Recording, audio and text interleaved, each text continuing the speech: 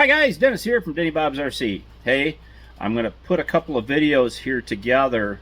I was having an issue with one of my builds and trying to diagnose the problem. I was getting frustrated, and you will see my frustration in the video. I'm going to combine the two videos together. The first video is going to be the problem or the issue that I was having. The second video will be the solution, or what I found to be wrong. So bear with me. If you want to see everything, you're going to have to watch the whole thing to get the solution. So anyway, here we go. Hi guys, Dennis here. Hey, I'm having some issues, some technical glitches or issues. I'm going to kind of go through what I'm having for issues and hopefully kind of explain what I have done so far to try to correct the issues. It's getting beyond frustrating. I'm to the point of throw it in a box and walk away until I get some answers, or a light bulb comes on and say, hey, you're doing something wrong, stupid. Now, I've done 4 trucks. This is the 4th truck I've done, and I've done them all the same way, or very similar to this, using the same components and whatnot. I've tried, I'll go through in the video what's going on, what's happening, and what I've tried to correct it. So here we go. Okay, here's what's going on, or what I've been having issues with. I'll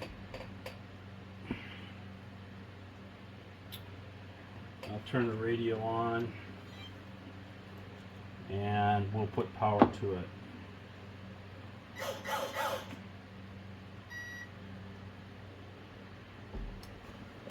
And let's see.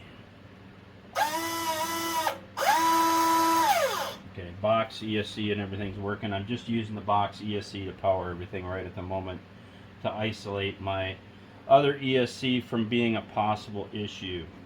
What's going on is I've got a servo reverser hooked to one servo for the lift axle. I've done this multiple times and it's worked fine. Right now, only one servo is working. I've got a Y connector in here so that one goes directly to the servo, the other one I have the servo reverser. Now, if I take and unplug the servo reverser and plug it back in, now both servos are functioning and working. It's just try and get some of these wires out maybe so you can kind of see it, but yeah, so it's working. But now if I take and let's say I unplug the battery from the truck and I plug the battery back in, why the hell that's doing that? It's beyond me. You know, well, anyway. Alright, let's do that again. See if that makes a difference. Okay. Got this stuff unconnected. I had them wired together and soldered together, and I put shrink wrap over them, because I'm not going to have a switch. It's just going to be unplug the battery to turn it on and off. And having all the wires and the switches on them, it just makes a lot more stuff you got to try and hide. But anyway, now only one servo is working. I'm going to get off track here. Now, again, I unplug it. The servo reverser. Plug it back in.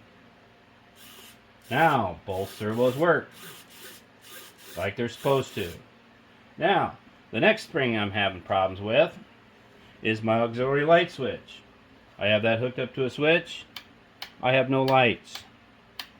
Now, if I unplug the light switch from the receiver, plug it back into the receiver, now I have lights. Now, if I disconnect the battery and plug the battery back in,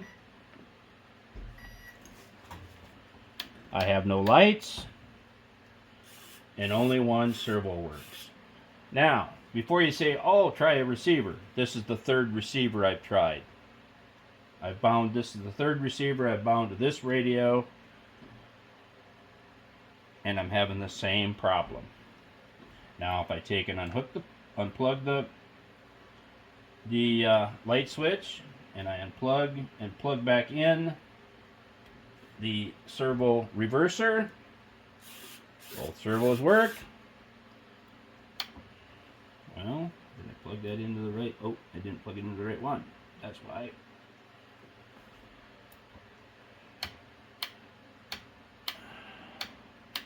Now I have lights. But as soon as I kill the power to this whole system, I lose my lights and I lose my one servo. And it all has to do with these electronic things. Now, before you say, hey, try another, I'm on my third auxiliary light switch to try. This is my third servo reverser that I have tried. So I'm at wit's end on what's going on. You know, now I got my, lights are working and both servos. But as soon as I unhook power, I lose the one servo and I lose my ability to turn lights off and on with the radio. I don't know. I'm to the point of this thing's gonna go back in a box and I'm just gonna quit. I'm getting that frustrated. So hopefully somebody can help me.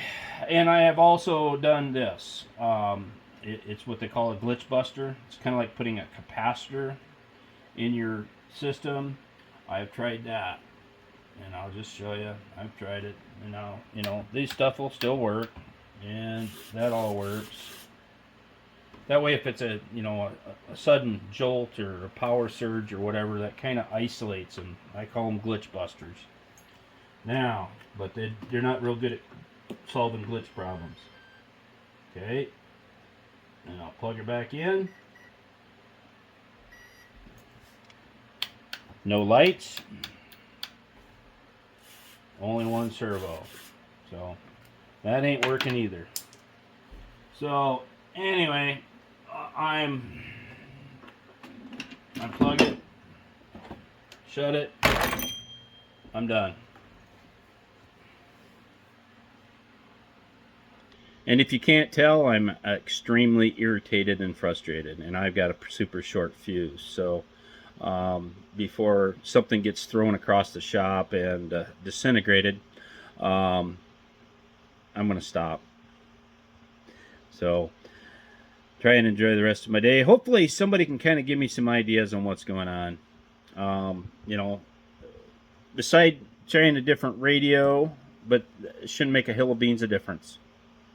You know, I've tried multiple receivers, hasn't changed the situation. I don't know. I have no idea what's going on. So anyway, catch you guys later.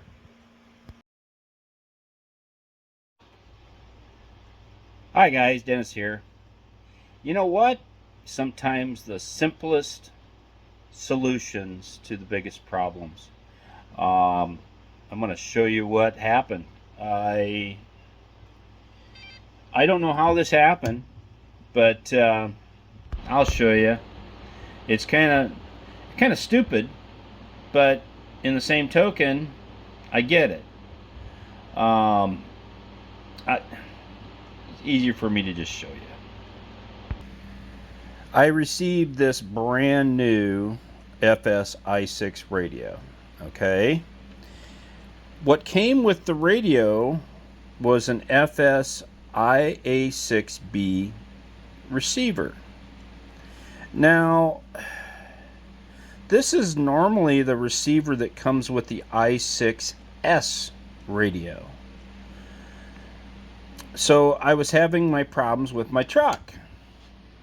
So I come in, I'm like, you know, I went and I looked at, well, I'll come over here.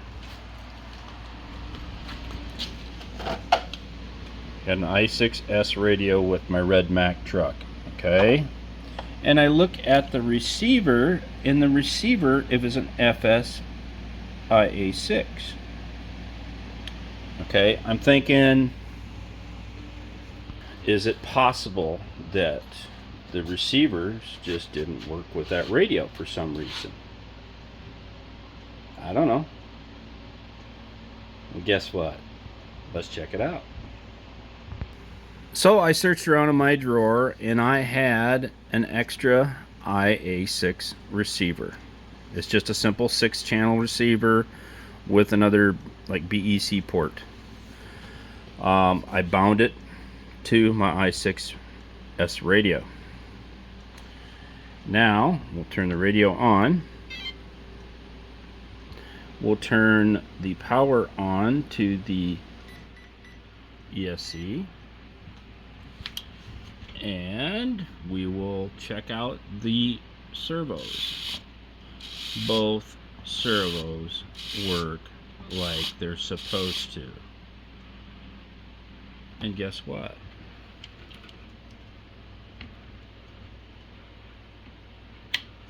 My lights turn on.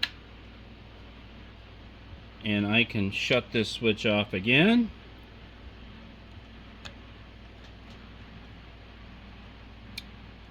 Turn it back on.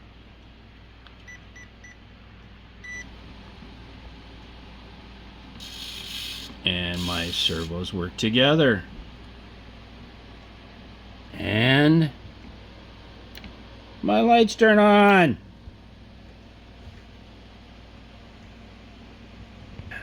Now, I'd really like to take the person that packaged that receiver with this radio, I'd like to take them and kick them square in the nuts.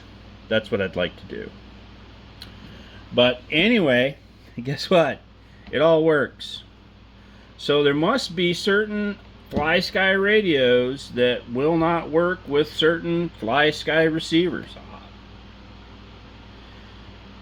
Since it came with that IA6B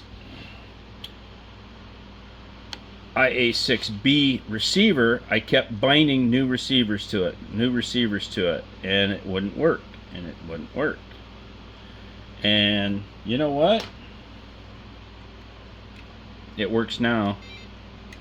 But I figured, well, I'll go back and look at one of my old trucks that's already been done, and it had the other receiver in it. So I'm like, it can't be that simple, can it?